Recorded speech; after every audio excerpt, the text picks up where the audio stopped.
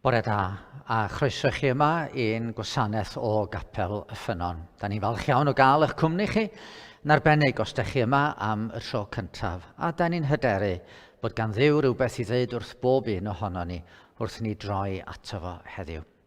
Gadwch i ni gychwyn trwy ofyn am help yr arglwydd. Gadwch i ni weddio. O Dduw yn tad, da ni'n troi ato ti y bore yma o fyd sydd yn llawn cythrwfl. A da ni efallai yn hynny yn teimlo'n ddigon ansicr. Ond da ni'n gofyn osgwel i di fod yn dda, trwy dysbryd glân, a wneud i roi help i ni yn ystod yr awr nesaf yma, i sylweddoli dy fod ti'n ddiw da, dy fod ti'n ddiw trigarog, wneud i siarad efo ni, a wneud i'n helpu ni i daddoli di mewn ysbryd a gwirionedd. A da ni'n gweddio hyn trwy Iesu Grist, yn harglwydd a'n gwaredwr da. Amen.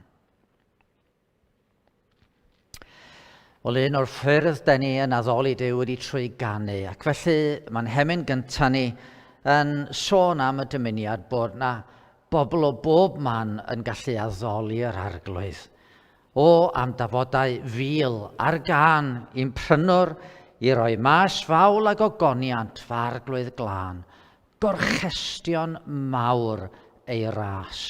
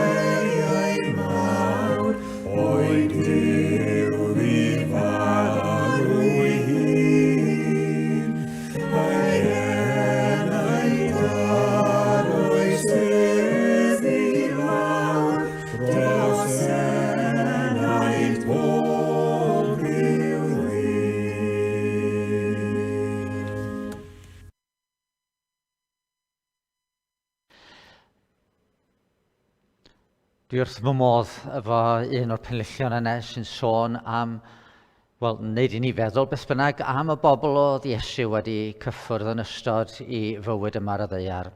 Fy ddariaid clywch. Rhowch iddo nawr chwi fudion, glod yn llu. Chwi ddeillion, dyma'ch meddyg mawr a'r cloffion llemwch chwi.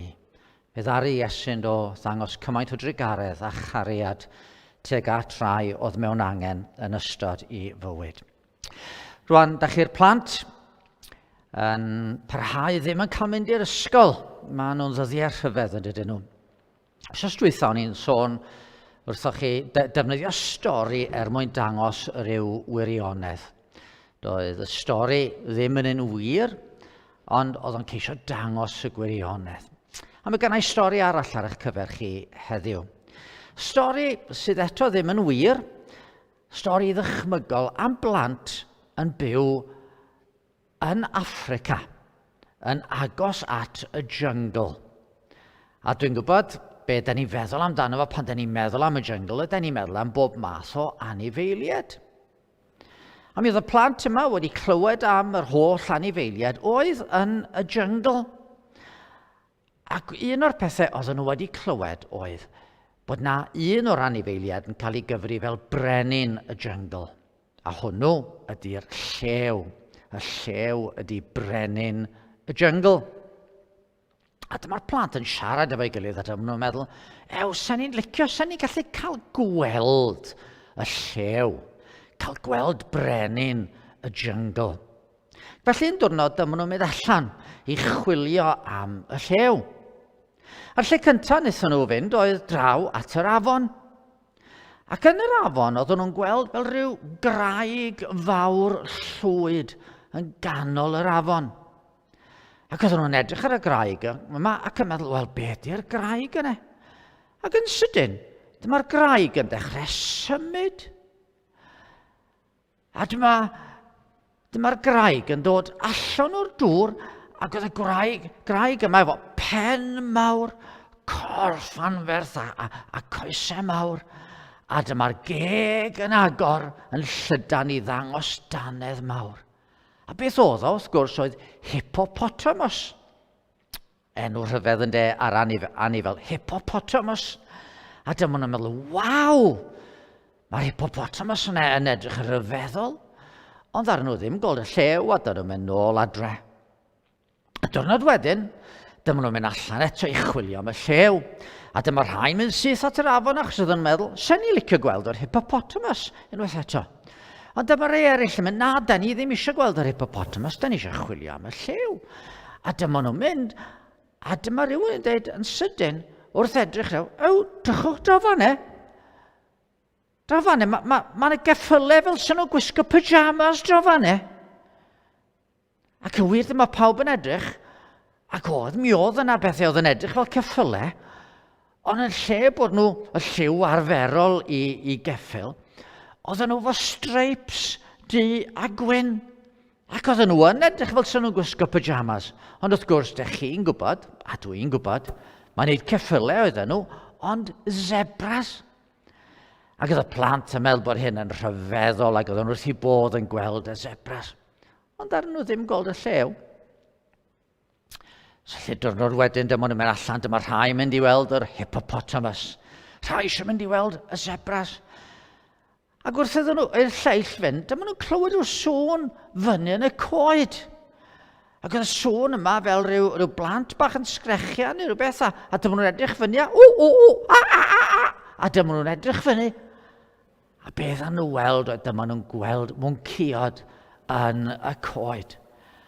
Ac oedd y mwnciod, mae'n cael hwyl yn chatran ar ei gilydd ac yn neidio o gangen i gangen. Ac oedd rhai'r plant wrth i bodd yn edrych i fyny ar y mwnciod. Ond nhw ddim gweld llew. A diwrnod wedyn, dyma rhai o'r plant yn mynd i weld yr hippopotamus, rhai yn mynd i weld y zebras, rhai yn mynd i weld y mwnciod. Oedd na un hogyn bach yn dweud, na, mae'r pethau eraill yma'n gret, ond dwi eisiau gweld llew. A dyma fo'n mynd yn bellach i fewn i'r jungle. Ac yn wir, wrth sbecian rownd i'n goeden, be welodd o ond y llew, brenin y jungle. Oedd o'n edrych yn fawr, oedd o'n edrych yn urddasol, oedd ganddo fo fwng mawr melyn rownd i ben. A pan oedd hwn nôl adre, oedd yn gallu deud wrth bawb, wel, da chi wedi gweld yr anifeiliaid eraill, ond dwi wedi gweld brenin y jungle. Dwi wedi gweld y llew. Rwan, pam dwi wedi deud y stori yna wrthoch chi? Wel, mae yna lot o bethau yn gallu bod yn ddiddorol i feddwl amdanyn nhw ac i edrych amdanyn nhw yn y byd yma. A dwi'n siŵr bod chi'n cael lot o hwyl yn chwilio gwahanol bethau ac yn gweld gwahanol bethau.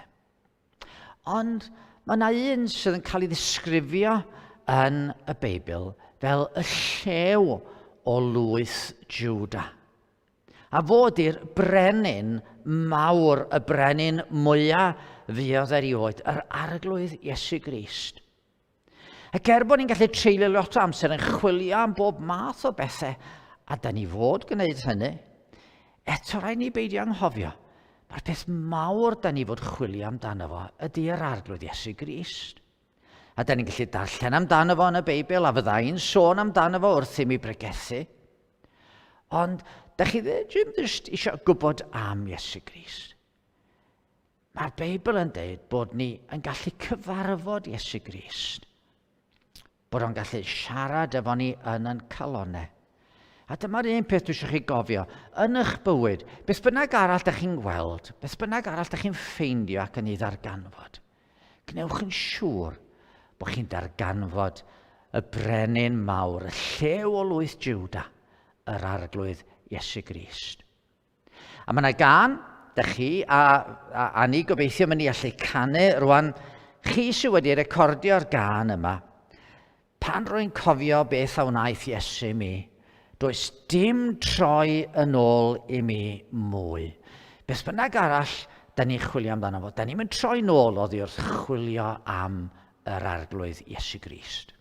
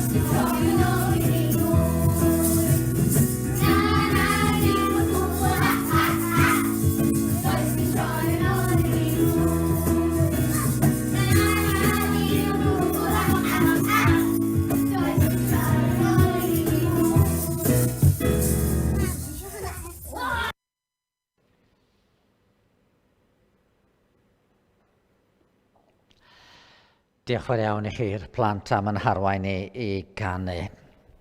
Wel, da ni am ddarllen y bore yma, a da ni am ddarllen o Efengyl Mathew ar ail bennod. A dwi'n mynd i ddechrau darllen yn y 3 adnod ar 10 adnod 13. Mae hwn, hanes da ni'n cysylltu efo'r Nadolig. Mi oedd y doethio neu'r seryddion wedi bod i weld yr arglwydd Iesu. A wedyn ar ôl iddyn nhw adael, maen nhw'n cael rhybydd i beidio mynd nôl at Herod. A wedyn da ni'n darllen be ddigwyddodd i Joseph a Mair a'r baban Iesu. Wedi iddynt ymadael, dyma angel yr arglwydd yn ymddangos i Joseph mewn breuddwyd ac yn dweud, cod, a chymer y plentyn a'i fam gyda thi a ffo i'r Aifft, ac aros yno hyd nes y diwedaf wrthyt. Oherwydd y mae Herod yn mynd i chwilio am y plentyn mwyn ei ladd.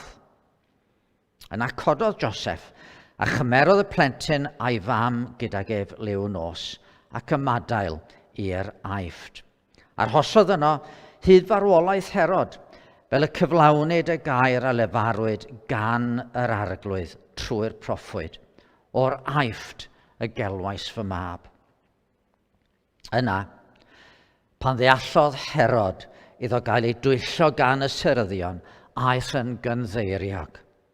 A rhoddodd o'r chymen i ladd pob bachgen y Methlehem a'r holl gyffiniau oedd yn 2 flwydd oed neu lai, gan gyfrif o'r amser yr holodd ef y Syryddion. Felly cyflawnwyd y gair a lefarwyd trwy Jeremia'r proffwyd. Clywyd llef yn Rama, wylofain a galaru dwys, Rachel yn wylo am ei phlant, ac ni fynnai ei chysuro am nad oeddynt mwy. Ar ôl i Herod farw, dyma angel yr arglwydd yn ymddangos mewn breuddwyd i Joseph yn yr Aifft, ac yn dweud, cod, a chymer y plentyn a'i fam gyda thi, a dos i wlad Israel, oherwydd bu farw y rhai oedd yn ceisio bywyd y plentyn. Yna cododd Joseph, a chymerodd y plentyn a'i fam gydag ef, a mynd i wlad Israel. Ond wedi clywed bod Archelaus yn teyrnasu dros Jwdea yn lle ei dad Herod, daeth ofn ar Joseph fynd yno. Cafodd ei rybuddio mewn breuddwyd ac ymadawodd i barthau Galilea, ac ymsefydlodd mewn tref a elwyd Nazareth. Fel y cyflawnwyd y gair a lefarwyd trwy'r proffwydi, gelwir ef yn Nazaread. Dyma air yr arglwydd. Rwan, mae'r Beibl yn deud wrthon ni fod Iesu yn un sydd ddim yn newid. Iesu Grist yr un ddoe heddiw ac am byth. Un ffordd o feddwl am hyn ac o gofio hyn ydy bod ni yn treulio amser yn meddwl am yr holl enwau a'r disgrifiadau roddwyd i'r arglwydd Iesu yn y Beibl. Mae Ffynnon wedi bod yn myfyrio a mae e'n mynd i'n harwain ni rwan trwy gân sydd yn mynd â ni trwy rai o'r enwau hynny. Felly yn lle bod ni gyd yn canu, gadwch i ni wrando, ac wrth wrando a gweld yr enwau'n ymddangos ar y sgrin, gadwch i ni feddwl am yn harglwydd a'n gwaredwr ni.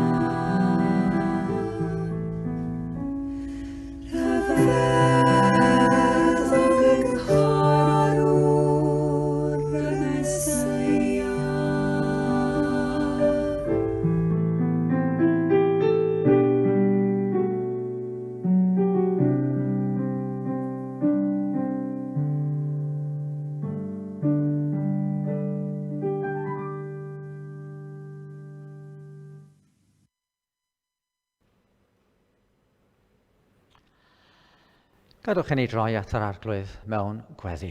Gadwch i ni weddio. O Dduw ein tad a thad ein harglwydd Iesu Grist.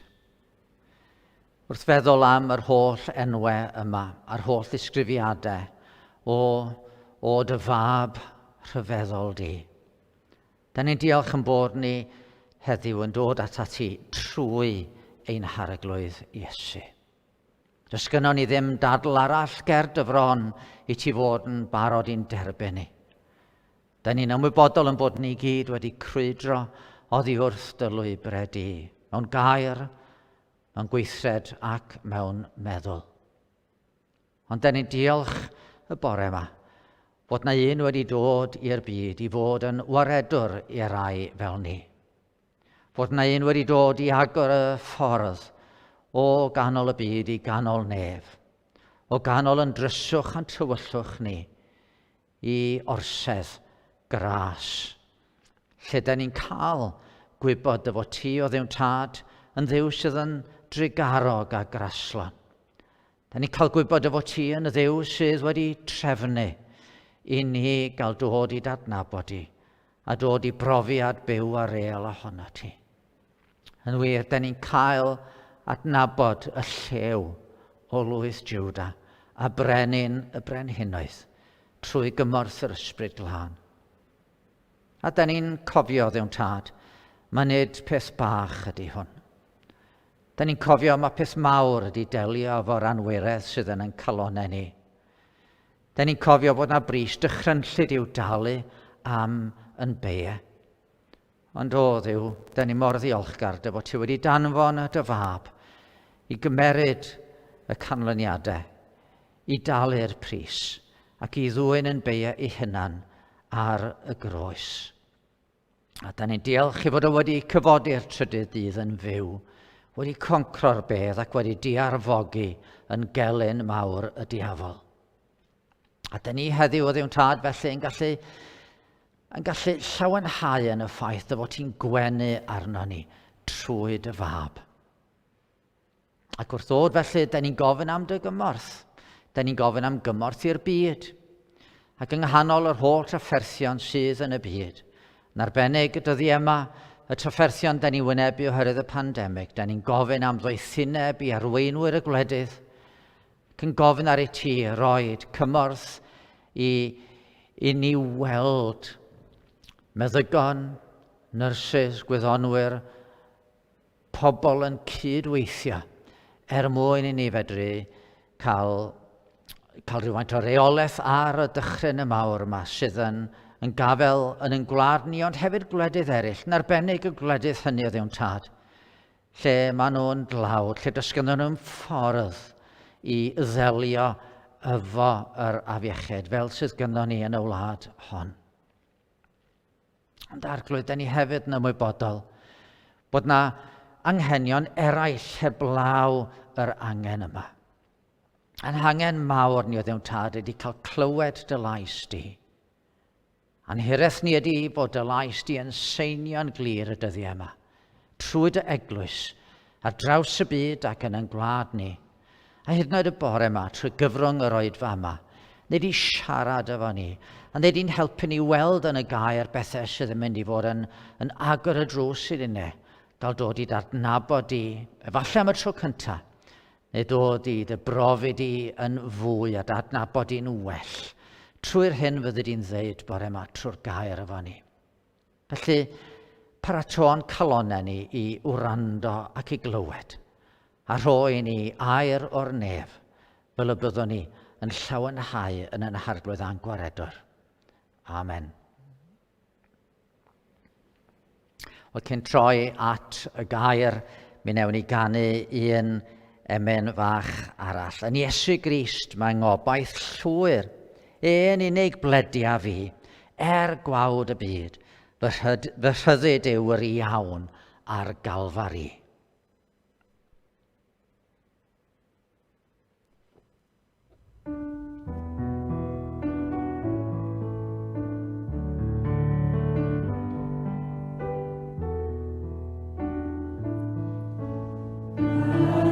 Iesu Grist, my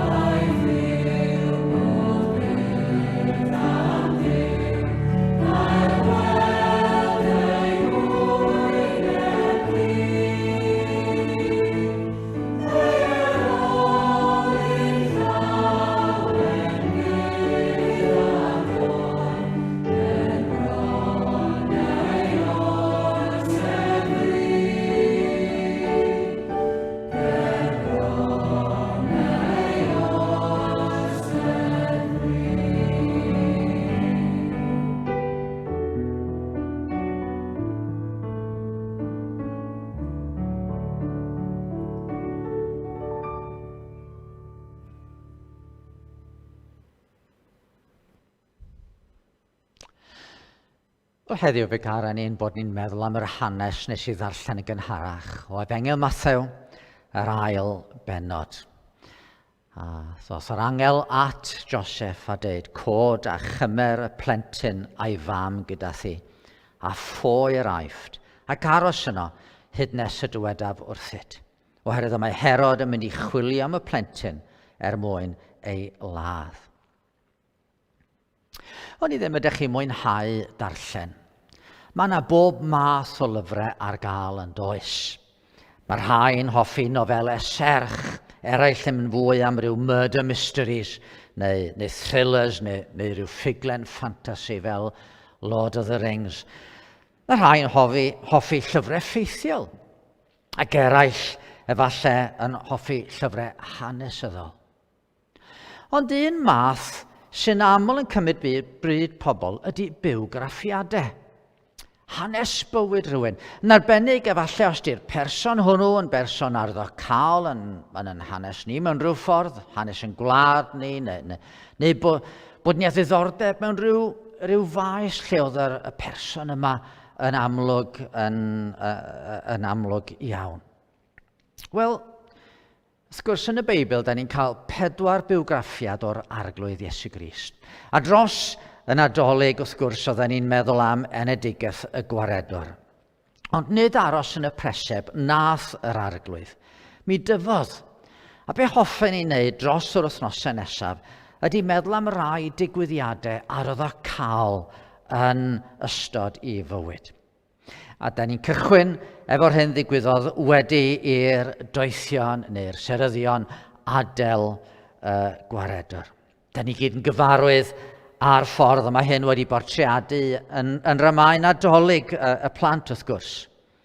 Erbyn hyn, mae ysgolheigion yn gytun fod ychydig amser wedi mynd heibio mewn gwirionedd ers geni yn gwaredwr ac ers ymweliad y bugeiliad. Mae'n bosib bod yr arglwydd dros I flwydd oed, hyd yn oed tua dyflwydd oed erbyn hyn, pan ddoth y doethion a wedyn mynd a Joseph a Mair, erbyn hyn wedi sefydlu ym Methlehem, efo bywyd yn dechrau mewn gwirionedd ym Methlehem. Ond oedd rhaid codi pac a mynd. Wedi'r doethion gael y rhybydd, yn ytrach na serer yn eu harwain nhw, breuddwyd lle oedd angel yr arglwydd yn eu rhybuddio nhw I fynd. Yna dyma Joseph ei hunan yn cael breuddwyd, ac angel yr arglwydd yn ymddangos iddo fo, ac yn deud wrtho fo am ffoi i'r aifft, ac aros hyd nes I ddyddiau Herod ddod I ben. Rwan, be da ni'n gallu ddysgu o'r hanes yma? Pa fath o bethau sydd yn gallu bod yn help I ni? A'r pwynt cyntaf hoffen I wneud ydy bod Iesu yn cael I wrthod. Roedd o'n cael I wrthod fan yma'n doedd. O'r foment cyntaf yn ei hanes yma ar y ddaear, mae yna bobl yn gwrthod derbyn yr arglwydd Iesu. Da ni, wrth gwrs, yn gyfarwydd iawn ag ymateb Herod. Pan glywodd y brenin Herod fod y doethion wedi dod I chwilio am y brenin felly. Pan glywodd y brenin Herod hyn, cythryddwyd ef a Jerusalem I gyd gydag ef. Roedd y brenin yma'n enwog am I ofnau a'i greulondeb. Pan ddeallodd Herod iddo gael I dwyllo gan y seryddion, aeth yn gynddeiriog. A rhoddodd o'r chymyn I ladd pob bachgen y Methlehem a'r holl gyffiniau oedd yn ddwflwydd oed neu lai. A'r hyn sydd angen I gofio, wrth gwrs, ydy mae un enghraifft eithafol oedd hwn o rhywbeth nath yr arglwydd I brofi trwy I fywyd. Ioan sydd yn deud yn ei efengyl roedd yn y byd a daeth y byd I fod trwyddo ac nid adnabu'r byd mohono. Daeth i'w gynefin ei hun ac ni dderbyniodd ei bobl ei hun mohono. Da ni'n gwybod beth oedd ei brofiad wrth dyfu, ond mi fedrwn ni ddychmygu. Da ni enghraifft yn aml yn clywed am bobl yn ymddiddori yn eu coeden deuluol ac yn gwneud yn fawr o'r ffaith i bod nhw falle'n perthyn i rywun enwog. Wel, yn Israel, roedd hyn yn arbennig o wir. Oedd yn arbennig o bwysig gwybod i ba un o'r 12 llwyth oeddech chi'n perthyn. Ond pan nath Joseph a Mair yn ôl o'r Aifft, nid i Fethlem eithon nhw, ond yn ôl i Nazareth, rhag ofn. A da ni'n dychmygu bron, Mair yn deud wrth Iesu, pa i gwneud yn rhy fawr o'r man lle gest ti dy eni? Pa i gwneud yn rhy fawr o dy dras? Achos mae'r bobl yn ofni. Dwi'n mynd am hefyd bod yr arglwydd wedi cael dipyn o wawdio, achos oedd pawb yn gwybod a doedd dim bod wedi cael ei eni cyn bod 9 mis heibio ers i Mair a Joseph briodi.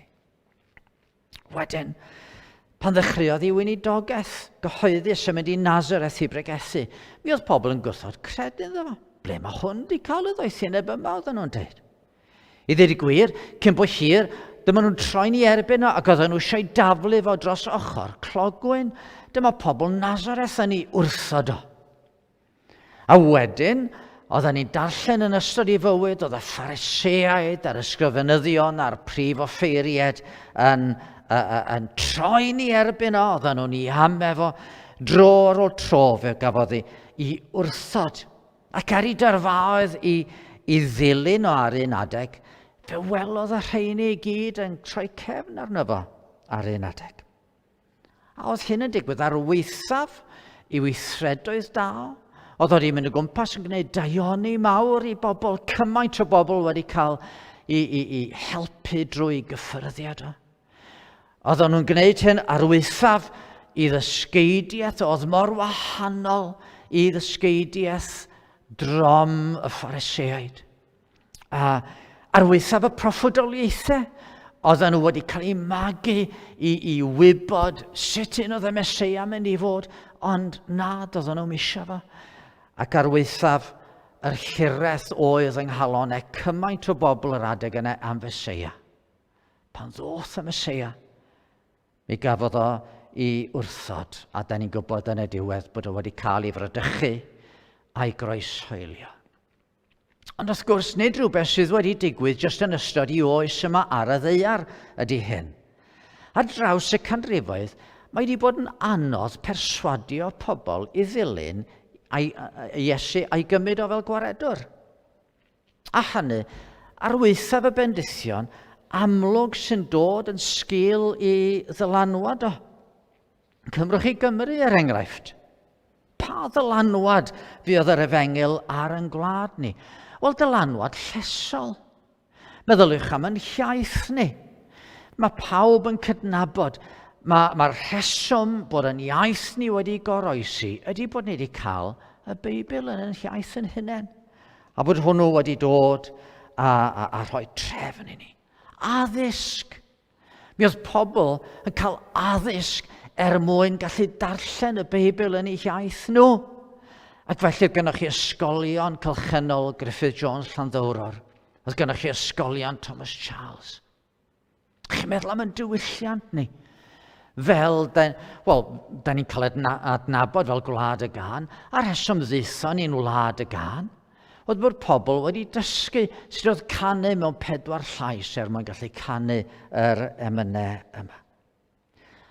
Mae dylanwad yr Efengil a'r ffydd ar yn gwlad ni yn ddi-amheuol yn dylanwad llesol.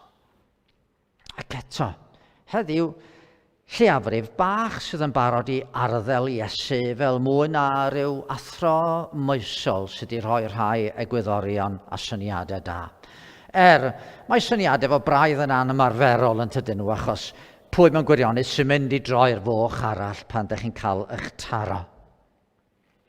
Yn wir, pan soniwch chi am oes pan oedd yr Efengil yn cael dylanwad mawr ar fywyd y genedl, mae pobl heddiw yn rhoi rhyw argraff, mae rhyw oes dywyll, oes lle oedd y llyfr efo'r clawr du yn ormes ar bawb, a plant yn cael ei gorfodi fynd deir gwaith y Sul i'r capel yr ysgol Sul ac yn y blaen.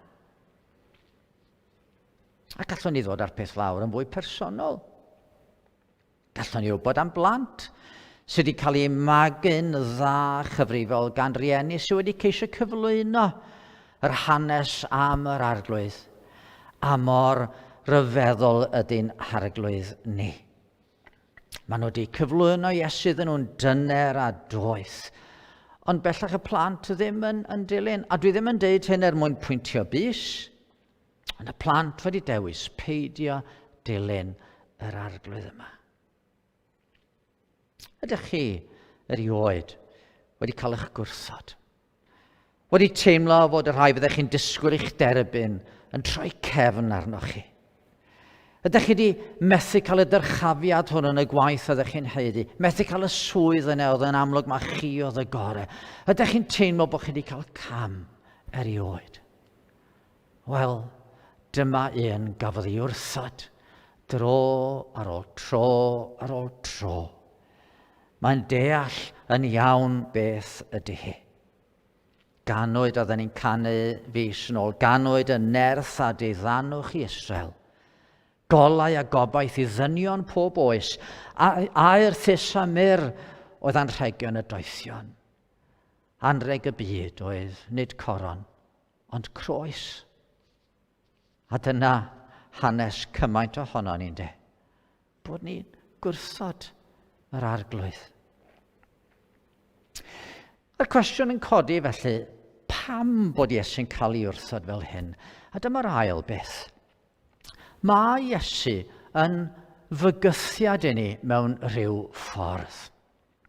Alle bod chi'n meddwl bod hyn yn beth od i ddeud. Ond y gwir ydy fod yr arglwydd yn bygwth ni mewn rhyw ystyr. Dyna oedd esgus Herod yn de. Fi di brenin yr Iddewon, oedd o'n deud. Rydw i wedi treulio blynyddoedd yn adeiladu fy nheyrnas, yn meithrin perthynas dda efo awdurdodau Rhufain, yn priodi mewn i un o deuluoedd arwyddocaol yr Iddewon, yn gwneud ffafr efo'r Iddewon, yn codi teml fawr newydd i Dduw. Fi sydd ar yr orsedd, a dwi ddim eisiau neb arall yngwthio fi oddi ar yr orsedd hon. Ond bod Herod, a da ni'n gallu gweld fel oedd Herod yn gweld y bygythiad, mae'n ddarlun ohono ni gyd mewn rwystyr. Achos da ni gyd yn trio adeiladu yn teyrnas yn hunan mewn rhyw ffordd. Da ni eisiau bod yn rheoli yn bywydau ni'n hunan. Pan da chi'n cael rhywun newydd yn ymddangos yn eich bywydau, yn aml, maen nhw'n mynd i fyny i lle mewn rhyw ffordd. Mae pob cwpl sydd wedi cael plentyn yn gwybod, wel, mae byd nhw'n cael ei droi ar ei benni lawr. Mae yna aflonyddu ar y drefn. Mae yna aflonyddu ar gwsg. Mae yna aflonyddu ar pa fwyd ych chi'n bita. Ar y ffordd ych chi'n trefnu eich dydd, eich blaenoriaethau, ffordd ych chi'n gwario'ch arian. Mae yna aflonyddu ar eich cartre chi pam na babi newydd yn cyrraedd. Ond nid dod fel baban mae Iesu ato chi. Mae o'n dod fel brenin i lywodraethu yn eich bywyd chi ac yn fy mywyd i. Ond feddwl am ei eiriau efo, peidiwch meddwl mai ddwyn heddwch i'r ddaear y deithim. Nid i ddwyn heddwch y deithim, ond cleddyf. Deithim i rannu dyn yn erbyn ei dad, a merch yn erbyn ei mam, a merch yng nghyfraith yn erbyn ei mam yng nghyfraith. Gylynion dyn fydd ei deulu ei hun. Nid yw'r sawl sy'n caru tad neu fam yn fwy nam y fi, yn deilwng ohono fi. Ac nid yw'r sawl sy'n caru mab neu ferch yn fwy nam y fi, yn deilwng ohono fi.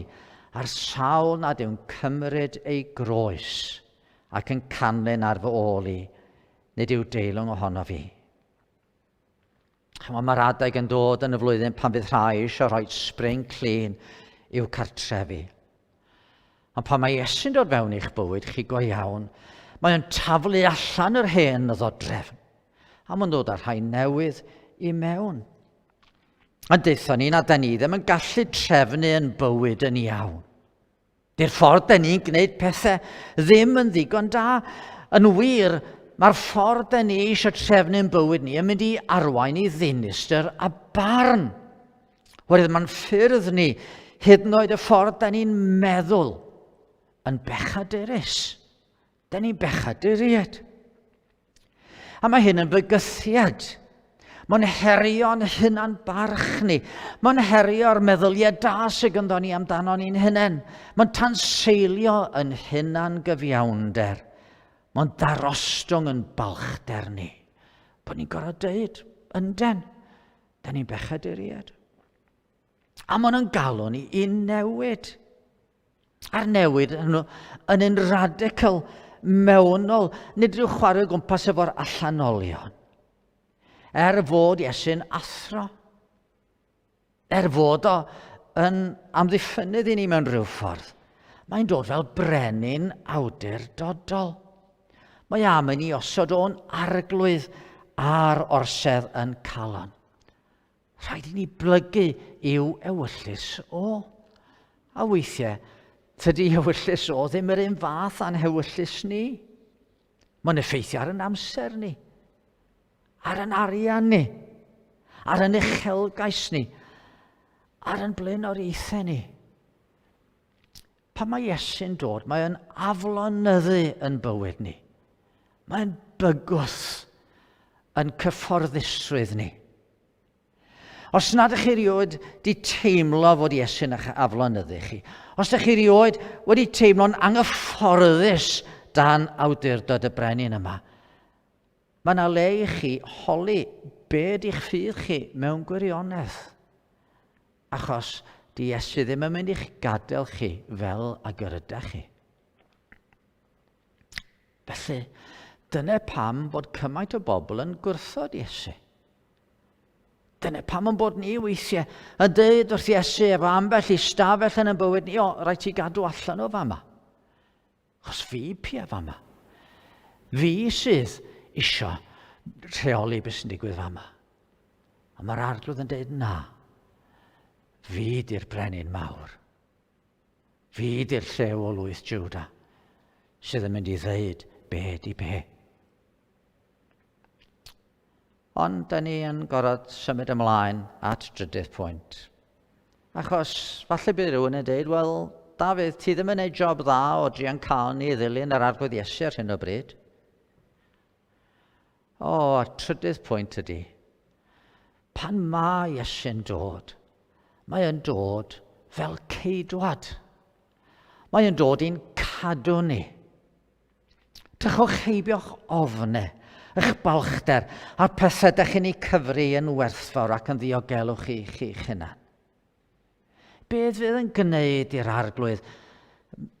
Beth fydd yn gwneud i chi a fi adael yr arglwydd i mewn i'ch bywyd fel brenin? Mae o'n dod i'n hachub ni. O bob brenin welwyd erioed, os na'r un sydd fel y brenin hwn. Achos y brenin, yn ogystal â rheoli neu llywodraethu, mae e hefyd yn gwarchod, mae e hefyd fod amddiffyn i bobl. Mae fod cadw i bobl. Beth bynnag feddyliwch chi am dywysog Cymru. Mae i arwyddau'r yn un gweddus i ddarpar y frenin. Y geiriau Almaenig i'ch dyn. Dwi yn gwasanaethu. Dyna ddewisiodd o fel arwyddau'r. A dyna neb na wasanaethu fel yr arglwydd Iesu Grist. Ni ddaeth mab y dyn meddwl fo i'w wasanaethu, ond i wasanaethu ac i roddi ei einioes yn brydwerth dros lawer. Chi'n gweld, pan mae Iesu'n dod, mae yn dod mewn tosturi. Nid dod i gondemnio nath o. Fod i fywyd glân a'i ddysgeidiaeth am Dduw, gofynion y gyfraith, cyflwr yn clonau, mae rhain i gyd yn condemnio ni ar un olwg. Ond mae'r Beibl yn deitha ni, mae gwaith dieithr Duw wedi barnu. I hoff waith o, be mae o wrth i fodd yn ei wneud ydy tosturio a thrigarhau. A pha mor aml da ni'n gweld hyn yn hanes yr arglwydd Iesu. Mae'n edrych ar y tyrfaoedd fel defaid heb fod ganddynt ffugel, a mae o'n tosturio wrthyn nhw. Mae'n gweld y dyrfa o 5,000 ar ochr y mynydd wedi bod yn gwrando arno fo, a mae chwant bwyd arno fo ar y dyrfa yma, A mae'n rhannu'r 5 tors a 2 fysgodyn a gwneud gwledd i'r dorf i gyd. Mae'n gweld y gwahangleifion, y deillion. Yr rai sydd wedi gwrthod a'i condemnio gan bawb arall. Mae'n gweld Jairus mewn oherwydd bod ei ferch o'n marw. A mae'n mynd allan, mae'n iachau, mae'n cyffwrdd, mae'n rhoi golwg i'r deillion. Mae'n derbyn y rhai mae pawb arall yn ei gwrthod. A dyna fel mae'r arglwydd efo ni. Mae'n tosturio wrthon ni wrth yn gweld ni yn mynd ar gyfeilior. A mae'n galw ni nôl at y fo'i hunan. A mae o'n feddyg. Mae'n dod fel y meddyg da i'n iachau ni. Da ni gyd yn dioddau o'r afiechyd ofnadwy hwnnw. Pechod. A mae pechod yn afiechyd marwol. Ond be ddydodd Pantycelyn amdano fo? Mae'n sugno i maes y gwenwyn ar oes y sarff i ni. A sut mae'n gwneud hynny? Trwy farw ar y groes ac wrth y gwenwyn hwnnw yn marw ar galfari. Rhaid cael gwared ar hyn sy'n condemno ni. Rhaid symud yn beiau. A'r unig ffordd i wneud hynny di talu amdanyn nhw, talu'r pris, derbyn y canlyniad mae cyflog pechod ydi marwolaeth. A dyna pam mae'r weithaf y gwrthod mawr fi arno fo. Y dywisodd Iesu barhau ar hyd y llwybr arweiniodd i'r groes ac wrth fynd i'r groes yn deud, o dad maddau iddynt, canis ni wyddant pa beth y maent yn ei wneithir. A talodd yno swm dy ddyled, ti a finne. Dacwr unig feddyginiaeth gadarn i druenus ddyn. Mae pob gobaith wedi darfod, mas ohono ef ei hun, trwm a llwythog yw fy meichiau, poen ei ogrwydd sydd yn fawr, nid oes fan ond pen Calfaria gallaf rhoi fy mhen i lawr. A pam ei fod o'n gwneud hyn? Achos bod o'n yn caru ni. Achos ei fod o'n yn caru ni. Dyma'r peth syfrdanol amdano. Dyn ni'n haeddu y cariad, ond dyma i natur o'i hun. Mae o'n caru. Ar drothwy gwyl y Pasg roedd Iesu'n gwybod fod ei awr wedi dod iddo madal ar byd hwn a mynd at y tad. Roedd wedi caru'r rhai oedd iddo yn y byd ac fe'i carodd hyd yr eithaf. Mae Paul yn deud ydy, prawd yw o'r cariad sydd ganddo tuag atom ni, yw bod Crist wedi marw drosom pan oedd yn dal yn bechaduriad. Sut fedrwn ni ymateb? Sut fedrwn ni ymateb i'r fath drigarydd a'r fath ddosteri? A mae yna rai yn mynd i barhau wrthod. Mae rai yn mynd i barhau i ddweud, na, da ni ddim isio. Ond i ddylen ni fod yn bwrw'n hynny ar ei drigaredd. Gofyn iddo fo fod yn geidwad i ni. I'n cadw ni rhag canlyniadau yn drygioni ni'n hunain. I'n cadw ni i fod yn eiddo iddo fo. I'n cadw ni trwy ddod fewn i fod yn frenin yn bywyd ni. Peidiwch dilyn llwybr Herod. Derbyniwch hwn fel eich brenin a'ch ceidwad. Ac os ydych chi wedi dderbyn o flynyddoedd yn ôl, wel, agorwch eich calon o'r newydd. Agorwch yr ystafelloedd hynny, ydych chi wedi trio cadw'n ddirgel. A gadwch iddo fo ddod fewn, fel brenin ac fel ceidwad. Peidiwch roi mewn i'r reddf ynddo ni, sydd yn mynnu i gadw fo allan a'i wrthod. Gadwch i ni ganu i ddiweddu. Yr emyn ryfeddol yma sydd yn sôn am pa mor rhagorol ydy'n harglwydd Iesu Grist. A mae'r Iesu'n fwy na'i roddion. Mae ef yn fwy na'i ras. Yn fwy na'i holl weithredoedd o fewn ac o'r tu mas. Pob ffydd a dawn a ffurdeb mi lefa amdan ein twy, ond arno ei hun yn wastad edrychau'n llawer mwy.